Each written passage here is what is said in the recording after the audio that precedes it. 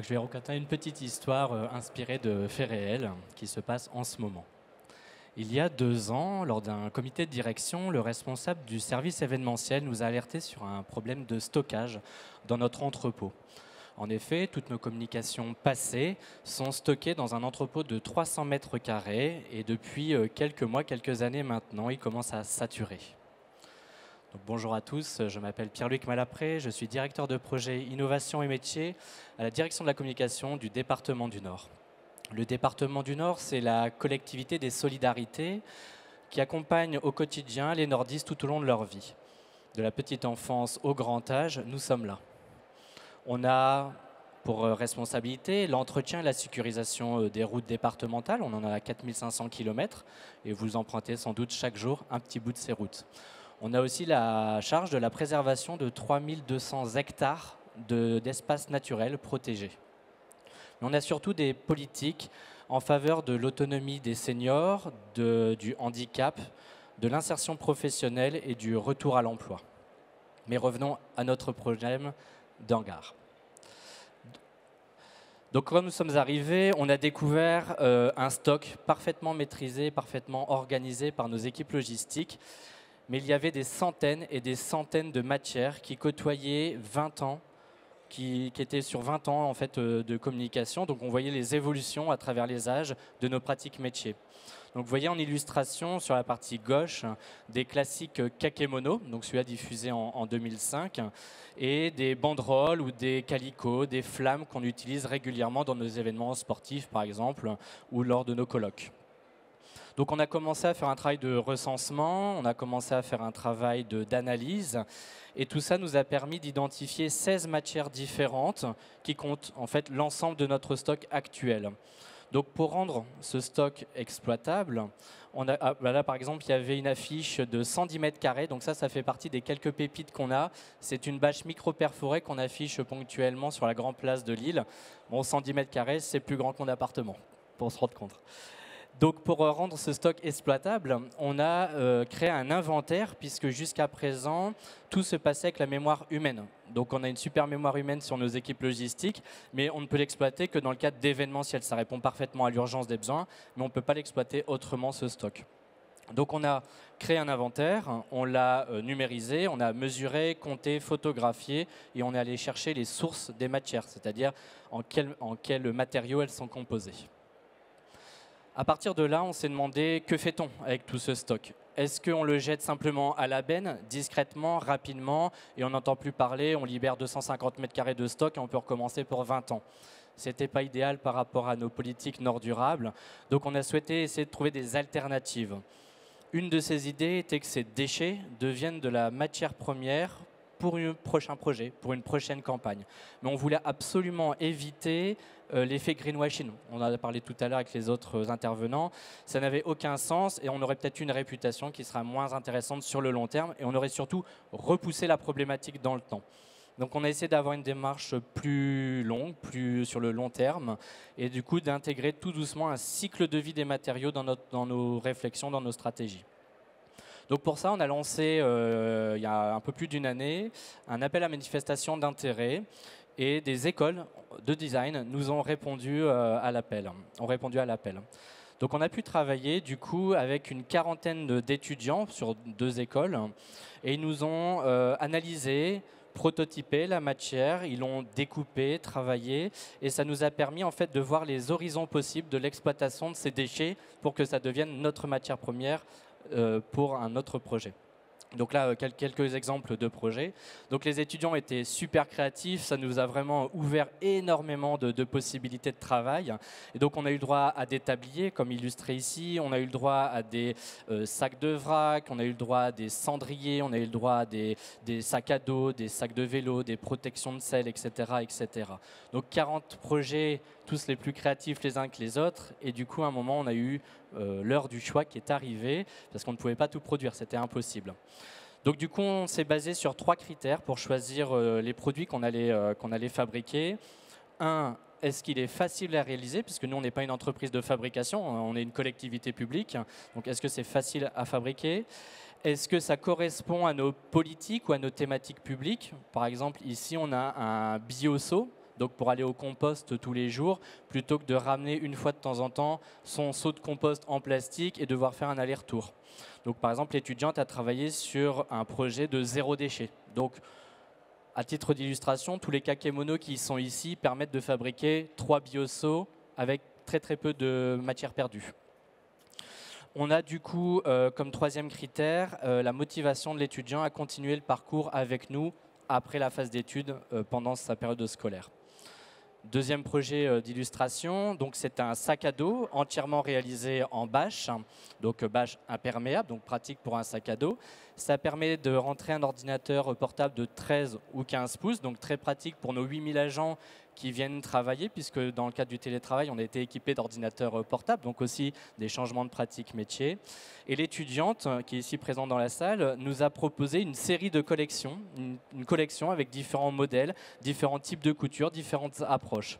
Donc je ne résiste pas à l'envie de vous montrer ce mini prototype que je pourrais vous montrer après la conférence si ça vous intéresse, que je trouve personnellement très mignon et qui a d'un coup concrétisé la démarche. Jusqu'à présent, on était sur des notes d'intention étudiantes et lorsqu'on est arrivé à ce niveau de prototype qui est à l'échelle 1,5, sinon c'est pour vraiment un tout petit personnage, du coup on a dit ok, c'est concret, on peut le fabriquer, c'est possible.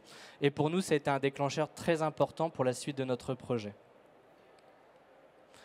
Donc maintenant, on est dans la phase de fabrication. Comment fait-on pour passer de ce prototype fait à la main à une fabrication à petite échelle? On ne va pas fabriquer 5000 sacs à dos, on n'a pas assez de matière. Et donc du coup, on s'est dit, on va ouvrir classiquement un marché public au niveau européen et le moins cher remportera le marché, qu'il soit français, polonais ou italien, peu importe, c'est la loi des marchés publics. Pas très intéressant dans le cadre de notre démarche. Du coup, on s'est dit, OK, on a fait un pas de côté, essayons de continuer ce pas de côté, essayons d'explorer d'autres choses. Et on a dans le Nord, sur le territoire 59, la chance d'avoir beaucoup de talents, que ce soit chez les étudiants, les écoles et les jeunes designers, mais aussi dans les ateliers de confection. On est quand même une terre de textile et de confection. Et aussi, on a une politique au département qui est le retour à l'emploi et l'accompagnement des personnes en situation de handicap. On a pris tout ça, on est en train de sourcer actuellement des entreprises, si vous vous reconnaissez, contactez-nous, ça nous intéresse. Et on est en train de chercher des entreprises qui seraient capables de nous confectionner en petite série, pour un coût relativement pas élevé, une série de sacs, parce que nous, on va les diffuser en cadeau, on va les offrir. Il n'y aura pas de retour sur investissement financier, on sera uniquement sur du cadeau. Un jeu concours sur nos réseaux sociaux, on pourra offrir un sac ou un protège vélo, par exemple. Alors, une fabrication écrite en rose, pourquoi? Parce que le chemin n'était pas tout rose et il n'est toujours pas tout rose. Je vais vous donner un exemple pour illustrer mon propos. Travailler avec des étudiants, c'était dit cool, c'est de la main-d'œuvre pas chère, gratuite même. Ça va être tout bénef, dans 3 mois on a terminé le projet. Et bien non, pas du tout, parce que des étudiants, ils partent en stage, ils sont en période d'examen, ils ont des devoirs, etc., etc. Donc sur un projet très court, on est passé sur un projet qui a déjà 1 an et demi d'existence. Donc on a profité de ce temps long pour communiquer sur la démarche, au fur et à mesure, feuilletonner. D'habitude, on attend que ce soit la fin d'un projet, on communique légèrement dessus, on n'est pas forcément très visible. Là, on essaie d'avoir une autre démarche, donc on communique au fur et à mesure dessus. On communique sur nos réseaux sociaux, par des stories par exemple, ou sur notre site institutionnel. Mais on essaie d'aller au-devant des nordistes et on a profité de la semaine du réemploi pour présenter une exposition où chacun des étudiants a pu venir présenter à des futurs consommateurs, à des futurs utilisateurs leurs produits. Donc c'était une expérience très intéressante. Et du coup, on a eu, dans le cadre de cette démarche de partage, une bonne surprise. Enfin, une parmi d'autres. On voulait emmener des gens avec nous. On voulait inspirer. On s'est dit, OK, on est une collectivité, mais on peut aussi avoir de l'avance, on peut inspirer notre territoire. Et on a eu la bonne surprise que suite à un post sur Instagram, Decathlon nous a contactés. Decathlon, entreprise qu'on ne présente pas, qu'on ne présente plus. Decathlon nous a contactés parce que lors d'un changement de marque, ils avaient énormément de déchets comme nous. Ils ont vu notre démarche, ça les a intéressés et on a pu échanger sur un petit peu nos pratiques et les options possibles. Donc Claire Tétu, la responsable de Decathlon Nutrition and Care, a accepté de vous partager son retour d'expérience sur une petite vidéo que je vais lancer ou que la régie peut lancer. Bonjour, moi c'est Claire, donc je me présente, je travaille en tant que responsable communication pour la marque Decathlon Nutrition et Soins. La particularité de cette marque, c'est qu'en fin d'année dernière, on a eu un changement d'entreprise et donc des stratégies qui ont évolué. La marque s'appelait Aptonia, donc on retrouve encore le logo sur nos produits, mais c'est en train d'évoluer. Et on est passé sur juste le nom Decathlon. Donc maintenant, la marque s'appelle Decathlon Nutrition et Soins, tout simplement parce qu'on répond à l'ensemble des utilisateurs sportifs. Donc on a repris le nom global de l'entreprise Decathlon. Et donc, suite à ce changement de nom, moi, en tant que responsable communication événementielle notamment, j'avais tout un parc de supports, donc des flammes, des tentes, des bâches, avec des gros logos Aptonia. Et donc, je me suis dit, bon, qu'est-ce que je fais de ces supports? Et quelque chose qui nous tient aussi à cœur dans l'entreprise, c'est donner une seconde vie autant à nos produits qu'à nos supports événementiels. Donc, c'était interdit, vraiment banni de jeter ces produits. Donc je me suis renseignée sur des initiatives qui avaient été faites en entreprise ou dans les collectivités, surtout dans la région Nord, pour me nourrir et voir les solutions qui pouvaient être appliquées.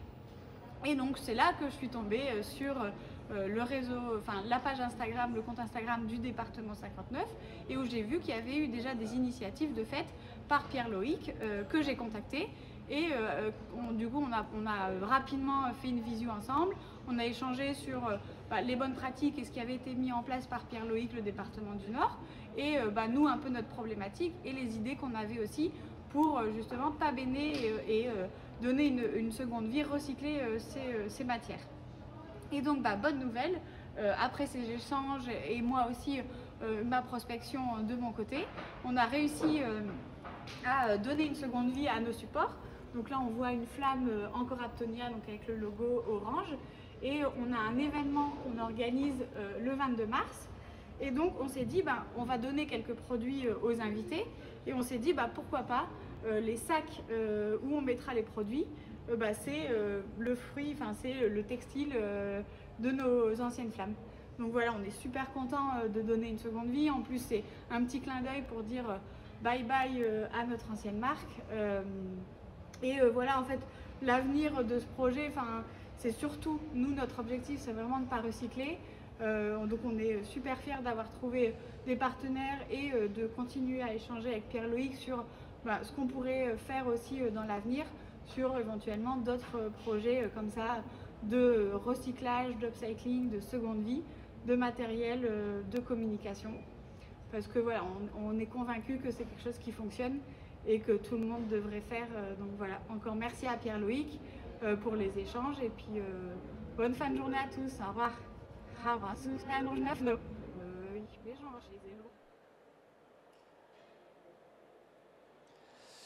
Donc merci Claire pour son partage. Du coup, nous, on n'est pas soumis au RSE, la responsabilité sociétale des entreprises, puisqu'on est une collectivité. Et il y a 2 ans, quand on a entamé ce projet, j'aurais pas imaginé qu'on en arrive ici grâce à une politique volontariste du département, donc l'équivalent à nous de notre RSE, qui est Nord Durable. Donc Nord Durable, c'est une dizaine d'engagements. Je vous en donne un très concret, c'est développer l'approvisionnement local dans les restaurations des collèges. On a 202 collèges dans le Nord. On essaie de développer de l'appro local de plus en plus. Alors je dis qu'on était loin d'imaginer que ça nous amènerait à un point qui est la marque employeur.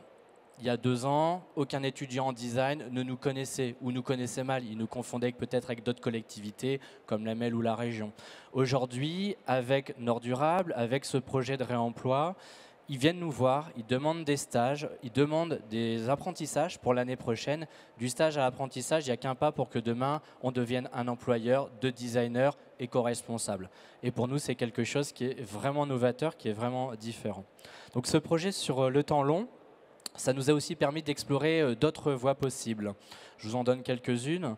En interne, par exemple, suite à la semaine du réemploi, nous avons décidé d'organiser en 2023 une grande collecte de l'ensemble de nos supports de communication qui sont restés dans les services du département.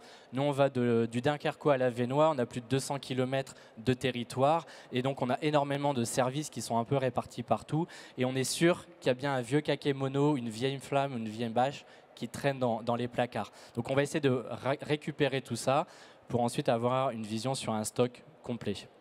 On a essayé du coup, à partir de ça, d'ouvrir également sur d'autres pratiques. Par exemple, on a contacté les écoles des beaux-arts du Nord, donc les écoles supérieures d'art, les ESA, pour avoir une démarche plutôt plastique, artistique, autour du déchet dans la communication. Donc là, c'est des discussions qui sont encore en cours avec les écoles, mais pour vraiment avoir une démarche plastique différente, un message plutôt réfléchi autour d'une démarche.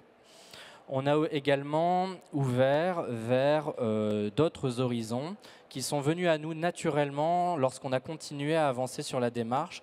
Par exemple, on a des propositions de designers qui sont des sacs à vrac. Mais est-ce que les encres, est-ce que les teintures qui sont utilisées sur nos matériaux sont compatibles avec le contact alimentaire? Moi, je ne sais pas. Je ne suis pas chimiste. Donc, on a contacté du coup des écoles d'ingénieurs, l'Université de Lille avec ses laboratoires de chimie et de génie mécanique pour étudier les matières qu'on allait utiliser demain et voir si c'était compatible avec les nouveaux usages. On va éviter de prendre un risque sanitaire. Voilà. Et toutes ces démarches, sur le long terme, a commencé à nous faire réfléchir sur oui, mais après, qu'est-ce qu'on va faire après? Et bien après, on va essayer d'intégrer dans nos stratégies de communication le cycle de vie des supports. C'est-à-dire que demain, quand un chargé de com établira son plan de communication, son plan événementiel, il saura que s'il utilise 4 kakémonos, 3 bâches et 2 flammes, demain, ça deviendra des protections de sel, deviendra un cendrier de plage ou deviendra un pot de fleurs, par exemple. Et du coup, il n'y aura plus cette notion de déchet, il y aura une notion de stock temporaire, puis de réemploi, d'upcycling vers un nouveau produit qu'on pourra diffuser. Donc de là à dire qu'on sera zéro déchet, je ne sais pas, mais en tout cas, c'est un pas qui va un peu plus vers le zéro déchet. Alors, finalement, a-t-on pu résoudre notre problème de stockage? Ben non, pas tout à fait, en tout cas pas encore. Mais en tout cas, on a une vision un peu plus claire sur l'avenir. On pensait que ce serait résolu en 3-6 mois, finalement ça fait presque 2 ans, 1 an et demi aujourd'hui. Et donc du coup, avec la collecte de l'année prochaine, on saura quel est le stock définitif des matières qui sont périmées. On pourra les mettre en fabrication, puisque c'est ce qu'on est en train de travailler aujourd'hui, c'est l'industrialisation de nos prototypes. Et à partir de là, on pourra déclencher le cycle de vie de nos supports, de nos matières. Et du coup, on aura résolu notre problème d'entrepôt sans forcément en acheter un plus grand ou un différent.